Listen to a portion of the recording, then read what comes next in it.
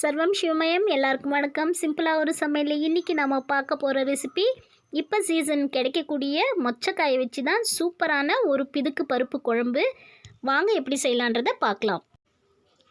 மொச்சக்கொட்டையை தோல் உரிச்சிட்டு ஒரு 3-4 மணி நேரம் இந்த மாதிரி தண்ணியில் ஊற வச்சுருக்கேங்க.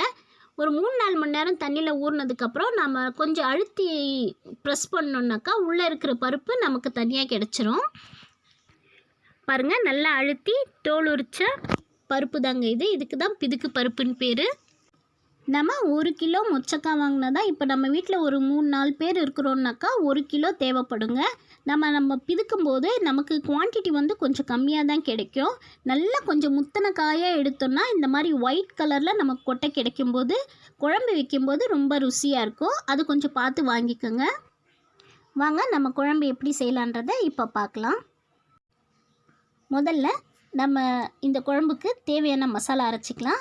மசாலா அரைக்க தேவையான பொருட்கள்: ஒரு அரை முடி தேங்காய், ஒரு நல்ல பழுத்த தக்காளி 1, பெரிய வெங்காயம், ஒரு 10-15 முந்திரி, கொஞ்சம் கொத்தமல்லி, ஒரு 4 பச்சை மிளகாய், ஒரு ஸ்பூன் சோம்பு, இஞ்சி பூண்டு ஒரு 10 பல்லு பூண்டு, ஒரு சின்ன துண்டு இஞ்சி, அதுக்கப்புறம் பட்டை, ஒரு 3 கிராம்பு, ஒரே ஒரு மராட்டி மக்கு.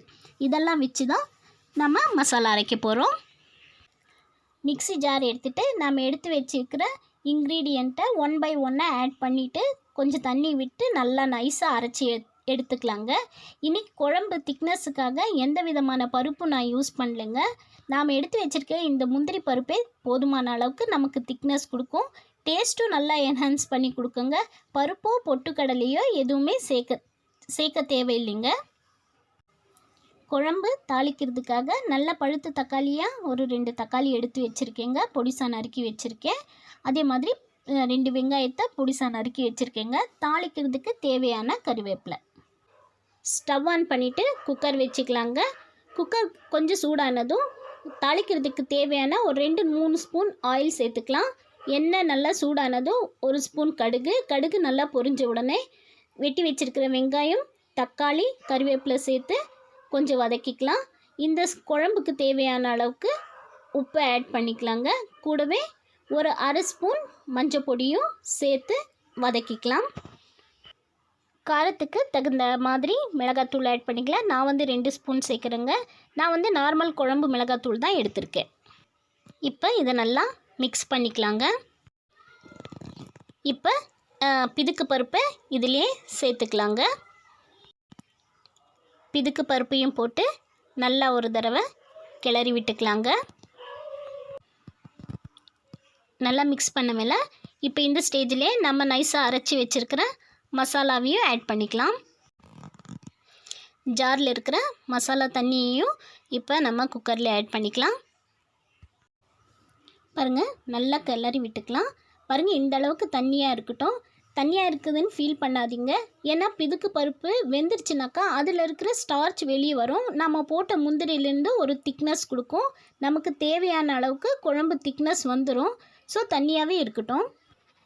நல்லா கிளறி விட்டுட்டு லிட் க்ளோஸ் பண்ணிவிட்டு ஒரு விசில் விட்டு இறக்கிடலாம். ஒரு விசில் வந்துருச்சுங்க. நம்ம குழம்பு ரெடி ஆகிடுச்சு. வாங்க இப்போ ஓப்பன் பண்ணி காமிக்கிறேன். பாருங்கள், எண்ணெய் பிரிஞ்சு பார்க்குறதுக்கே கலர்ஃபுல்லாக நல்லா வாசமாக நம்மளோட குழம்பு சூப்பராக ரெடி ஆகிடுச்சுங்க. நான் இன்றைக்கி தோசையோடு உங்களுக்கு பிளேட்டிங் பண்ணி காமிக்கிறேன். நல்ல சூப்பரான நெய் ரோஸ்ட்டோட இந்த மாதிரி பிதுக்கு பருப்பு குழம்பை போட்டு சாப்பிடும்போது வேறு லெவல் டேஸ்ட்டில் இருக்கும். நல்ல குழம்பு தோசை மேலே போட்ட உடனே நல்ல தோசை இந்த குழம்பு இழுத்துக்கோங்க. இட்லி, தோசை, பூரி, சப்பாத்தி, ராகி களி, ரைஸ் எல்லாத்துக்கும் சொல்லி வச்ச மாதிரி சூப்பர் காம்பினேஷன். ட்ரை பண்ணி பாருங்கள். இந்த வீடியோ உங்களுக்கு பிடிச்சிருந்தா ப்ளீஸ் லைக் பண்ணுங்கள், ஷேர் பண்ணுங்கள், கமெண்ட் பண்ணுங்கள், மறக்காமல் சப்ஸ்கிரைப் பண்ணுங்கள். தேங்க்யூ.